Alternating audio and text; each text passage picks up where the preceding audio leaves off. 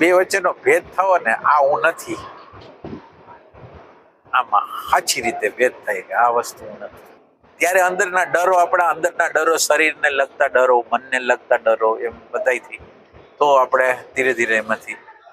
ભગવાન ફેક્ચ્યુઅલમાં દાખલા તરીકે આપને ખબર પડી કે એક જણ આવ્યો છે અને એને અપમાન કરી નાખ્યું અને બીજાને ઇન્સલ્ટ કરે છે અને બધું કરે છે, પછી ફેક્ચ્યુઅલમાં શું કરવાનું આપણે એ રિયલાઇઝ થઈ ગયું કે આવો જ છે, એ ફેક્ટ છે. અત્યારે એ આવીને જે કરે છે ખાલી એટલું નથી હોતું, પછી આપણી અંદર આખી સાયકોલોજી ચાલુ થતી હોય. ભગવાન સાયકોલોજી પર કામ કરો એટલે સાયકોલોજીથી સેપરેશન કરવાનું. કઈ એટલું એટલાથી અહીંથી પૂરું ન થઈ જાય, અહીંથી પૂરું ન થઈ જાય, પછી અંદર બબડાટ થાય કે આને આપણે કઈ કેવું કરવું, કઈ શું કરવું, કેમ કરવું, એ બધી વસ્તુ થાય. અંદર નેગેટિવિટી આવે, ભય આવે, એ તો આખી સાયકલ ચાલુ થાય. પણ પછી યોગ્ય રિસ્પોન્સ કરવો એ મહત્વનો છે ને ભગવાન, કે એ ફેક્ચ્યુઅલ નથી. હે યોગ્ય રિસ્પોન્સ કરતા તો ત્યારે આવડશે કે તમને બરાબર જોતા આવડશે ત્યારે યોગ્ય રિસ્પોન્સ થાય. જોતા નહીં આવડે તો યોગ્ય રિસ્પોન્સ નહીં થાય. ઈ છે ભગવાન. પણ આ આખી સાયકોલોજી ચાલુ થાય છે એ ખબર પડે છે ભગવાન, અંદર આખી આ સાયકોલોજી ચાલુ થઈ ગઈ, ભય ચાલુ થઈ ગયો અંદર ને. એટલે ઈ સાયકોલોજી સાથે આઈડેન્ટિફિકેશન હોય છે, ઈ સાયકોલોજી થી સેપરેશન કરવાનું જરૂર છે. તમારું અંતર નથી એટલે કઈ સમજ પેદા ન થાય એમાં.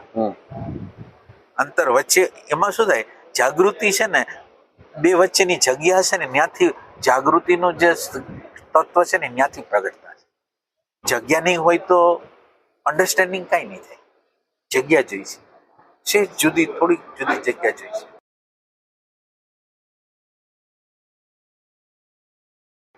એ આપણું ત્યાં સેપરેશન નથી. એટલે તમે એને રિસ્પોન્સ કરી શકો. માનો કે તમને અંદર વ્યવહારિક વિવેક હોય તો તમે એને સમજાવી શકો, એમ કરી શકો, એટલે એમ કોઈ પ્રોબ્લેમ નથી. પાછું માનો કે તમે સારી ભાષામાં, સારી રીતે કે તમે આ કરો છો બરાબર નથી, આમ થઈ શકે. ખરેખર તો જાગૃતિને આ જ કરવાનું છે, યોગ્ય રિસ્પોન્સ કરવાનો છે. ક્યારેક નિશબ્દતા, શબ્દ વગરની વસ્તુ જરૂરી હોય તો ક્યારેક શબ્દોની જરૂરિયાત હોય, ક્યારેક આપણા બોડીના લેંગ્વેજ દ્વારા એને સમજાવવાનું હોય, એ રીતે બધું હોય છે.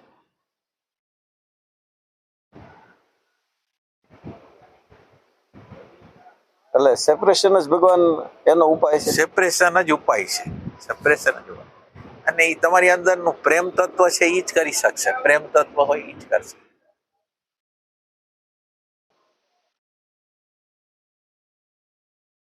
ભગવાન જે હાયર નો પોકાર છે, દાખલા તરીકે આપણે કોઈ પ્રશ્ન સોલ્વ નથી કરી શકતા તો ત્યારે આપણે હાયર ને પોકાર કરીએ છીએ અને એના દ્વારા એ પ્રશ્ન છે શાંત થઈ જાય છે ભગવાન. પણ એ પછી ભવિષ્યમાં વયો જાય એવું નથી થતું. દાખલા તરીકે એક પ્રશ્ન આવ્યો હતો અમારે ભગવાન, એટલે બિચારા કોઈથી કઈ સમાધાન થતું નહોતું. અમારા આચાર્ય બધા મૂંઝાઈ ગયા હતા.